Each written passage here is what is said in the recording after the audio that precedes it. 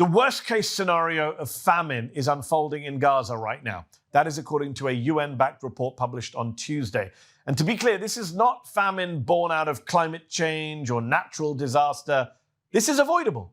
This is man-made. This is Israel's plan for ethnically cleansing the occupied Gaza Strip. With mounting international pressure now to let aid in, airdrops of aid, the first for several months, were carried out this past weekend, an impractical and dangerous method of distributing aid to people that Israel has forcibly displaced from their homes, evident by the fact that at least 11 people were wounded just from the aid pallets falling on their tents.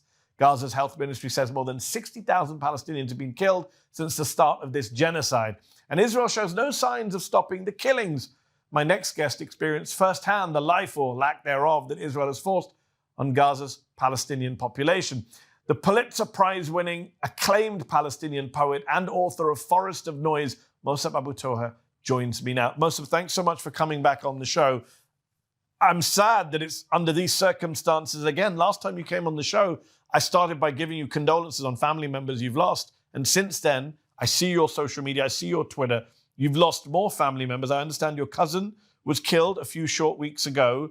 My condolences, our condolences to you and your family on that. You are from Gaza. You have family members still being oppressed in Gaza. How are your family members who are still alive? How are they dealing with the current situation? Thank you so much, Mehdi. My cousin who was killed Sunday, 10 days ago, was a father of 5 children. The youngest was 1.5-year-old. The oldest was 11 years old. So the question, Mehdi, that no one is asking, how are these children, the sons and daughters, and also the wives of these people who are killed, how are they going to survive even after their breadwinner, this is the term in English. The breadwinner is killed when this breadwinner has never succeeded in coming back to their families with any bread, with anything. So my family is trying to survive as much as possible.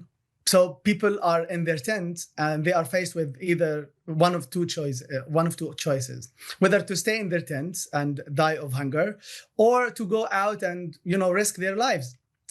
Even though they know that they might not go back at all to their families, they might get shot at, just like what is happening every single day. Today, I posted a video of at least 15 people near the Netzarim GHF site. Young people, some of them, maybe 13, 14, the age of my students in Gaza. I mean, what made that child go to the GHF site? Yeah. Of course, father was killed. Of course, his father was imprisoned. Or of course, his father is also trying to get aid to their families. So these people are not going out, because they had extra time, because they wanted to, to run some adventures. They are left with nothing but to risk their lives. You're posting videos of people being shot at and killed. You're seeing images of people starving to death, although the New York Times decided to come out and do a correction or update on their piece about a child starving to death. A child starving in an image saying, well, he had a pre-existing condition. What do you make of the kind of genocide denialism, cottage industry, the famine denialism industry here in the West? Serious people who once had credibility, are saying crazy stuff like, well, that child doesn't count because they have a disease. So if they're starving, you can't count that one.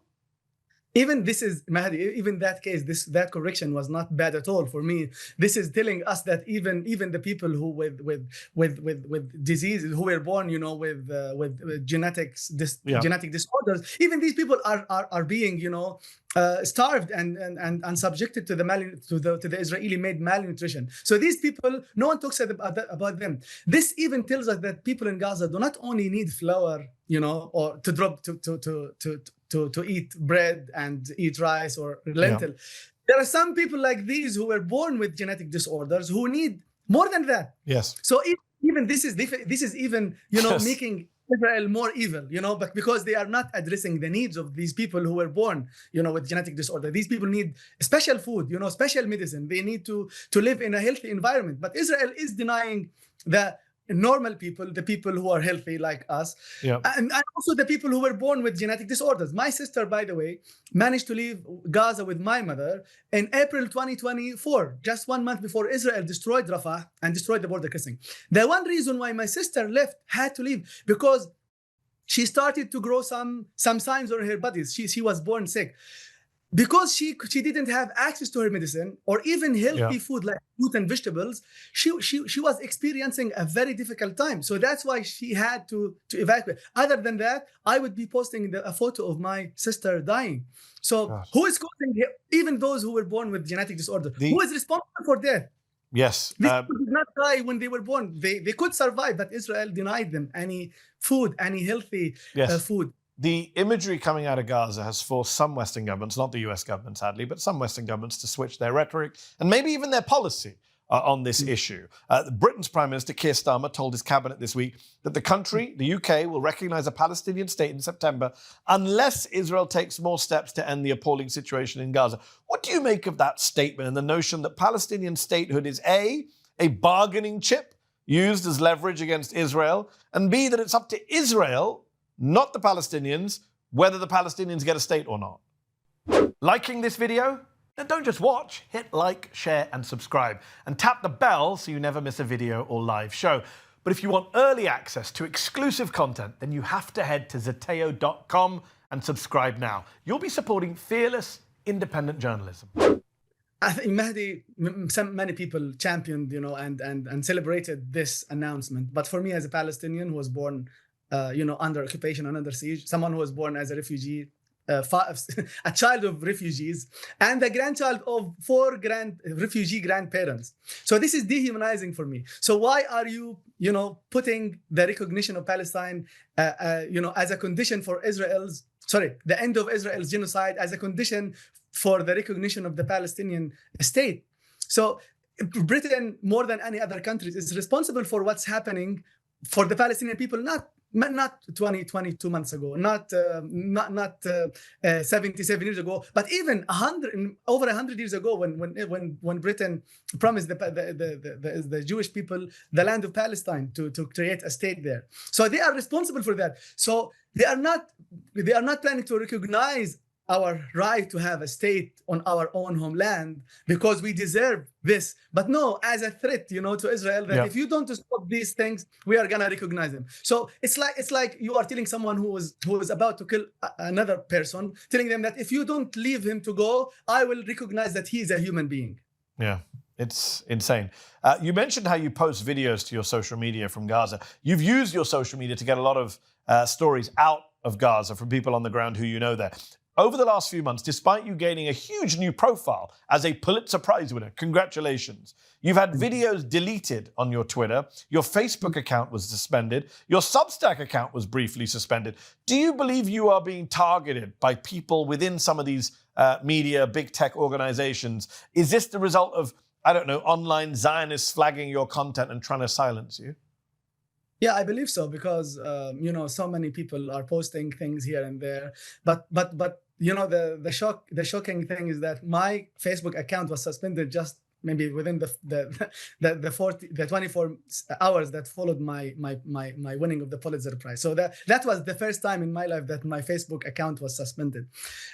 Did Meta say anything? Because Substack, I know, said that it was a mistake. They apologized. They fixed it quickly. What did Meta say? Oh, Meta! I had to post, on social media. No, I didn't have any contact with any of them. But I posted, on my X that my Facebook account was suspended, and then someone, from there, it got to the attention of someone who was, in charge of something in Meta. He said, "Oh, it was a mistake. It was an error or something." But then later it happened, But that person did not, comment, because it seemed like it's becoming a practice to silence the Palestinian people. So Mehdi, Meta's complicity in the genocide in Gaza is not less than the Israeli war crimes, of killing people on the ground. And the other crime that Israel is committing is preventing international journalists from going to Gaza. So Meta is contributing to this, hiding of the truth from Gaza. When journalists, so Mehdi, journalists there risk their lives to document what they are seeing. So they are risking their lives to go to the areas where the atrocities are committed, and they are risking their lives by uploading the videos. And now it comes to us now to share the content, and now it gets deleted. So just imagine how risky it is, how heroic it is of the journalists in Gaza who risk their lives to do what they are doing, and then for Meta to simply just suspend the account of someone who's doing this.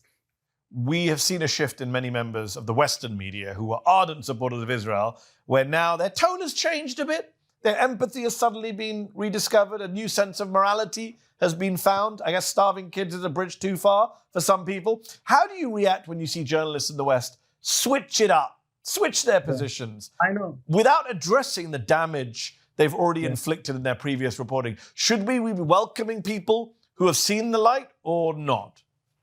Well, at this point, I know, I'm not going to mention any name, but I know who you're talking about. I think these journalists contributed to the Israeli genocide. They manufactured consent of people around the world, and even maybe some officials who are listening to them that, oh yes, he's talking, the right point. So these people, Hamas, are hiding among the civilians. They are using hospitals, blah blah blah. Do you condemn Hamas? And people say, what about Israel? Oh, so they are refusing to condemn Hamas. So everyone in Gaza is a terrorist. Every pro-Palestinian is pro-terrorist, etc. So these people, the media people, contributed to manufacturing the consent about the genocide. What should have been happening is that these journalists should have led their governments, especially the UK. They should have led the shift in their government's tone and policy toward the Palestinian people. So as a Palestinian, what I demand of these, journalists and media people who are, trying to convince us that, they are starting to see the reality, is that not only should they be admitting and amplifying what's happening on the ground in Gaza of Israel's war crimes, they should, this is a demand, they should start to talk about the Israeli injustices that started 77 years ago, the occupation of Palestinian land, the abduction of so many people, for many years. There are some Palestinian prisoners and hostages who have been imprisoned for years and years and years. Let me ask you this. They should. Last question on this. You are someone who now lives in the US. You've written for The New Yorker. You've appeared on cable news like MSNBC. What do you make of the US media coverage of Gaza? Why has it been so bad, so awful, so dehumanizing?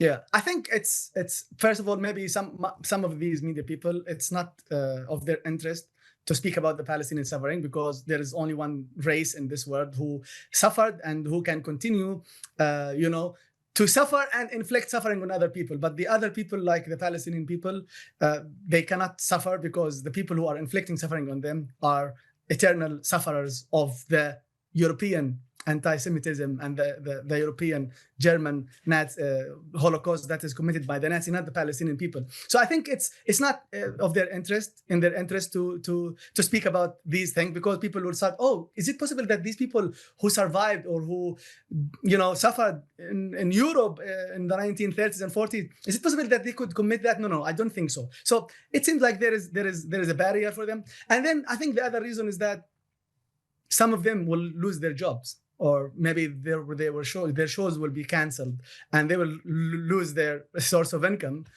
And I think they wouldn't prefer, to lose their jobs, talking about. Fair enough. People. Thank you for your bluntness, Mosab Abu Toha. We always appreciate you coming on the show. Please do stay safe. Thank you so much, Mehdi, for your voice and platform. Thank you. Did you like this video? Don't forget to subscribe to this YouTube channel and turn on notifications. For exclusive content and to support our independent, unfiltered journalism, head over to Zateo.com. Your support matters.